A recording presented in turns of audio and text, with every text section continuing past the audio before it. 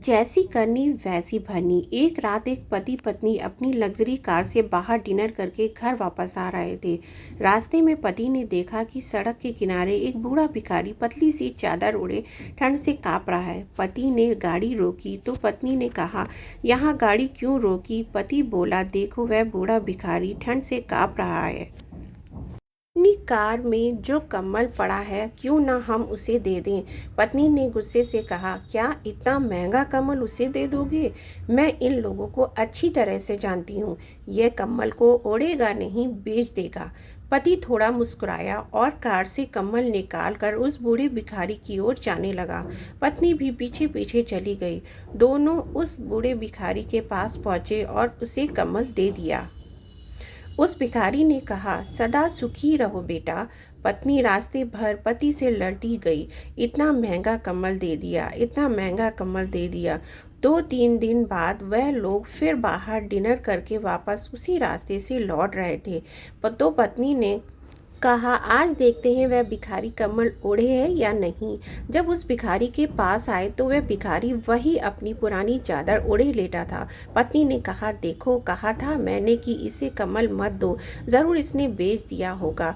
वह लोग उस भिखारी के पास गए और पूछा, बाबा वो कम्बल दिया था वह कहाँ है? उस भिखारी ने कहा, वह कम्बल मैंने एक बूढ़ी औरत को दे दिया बेटा, जो मेरी ही तरह भीख मांगती है। वह बहुत बीमार है और उसके कपड़े भी फटे हुए हैं। उस कम्बल की ज़रूरत मुझसे ज़्यादा उस बूढ़ी औरत को थी। मेरे पास तो ये पुरानी चादर है जिससे मैं काम चला सकता हूँ।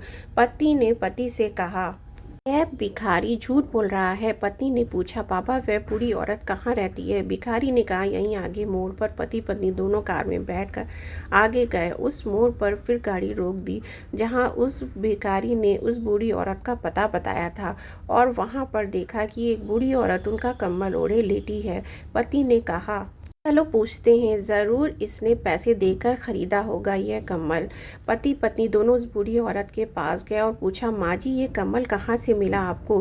बूढ़ी माँ ने बताया कि एक ने दिल इंसान जो मेरी ही तरह भीख मांगता है, मुझे बीमार देखकर उसने मुझसे कहा कि इस कम्बल की ज़रूरत मुझसे ज़्यादा तुम्हें है।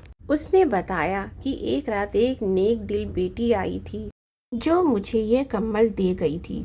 बूढ़ी माँ ने कहा, भगवान उस बेटी को लंबी उम्र दे और उसे हमेशा खुश रखे। मैं यही प्रार्थना करती हूँ भगवान से। ठंड की वजह से बिना कम्बल के मुझे बहुत तकलीफ होती थी। पत्नी की आंखों से आंसू रुकने का नाम नहीं ले रहे थे। पति रास्ते भर पत्नी को चुप कराए जा रहा था। पत्नी बस रोई जा रही थी और बार बार एक ही बात बोल रही थी कि कल एक और कम्बल उस पापा को दे देना।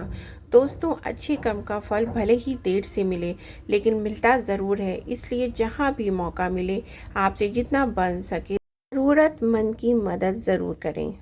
थैंक्स फॉर वॉचिंग उस्मा की आवाज़। Please like and share.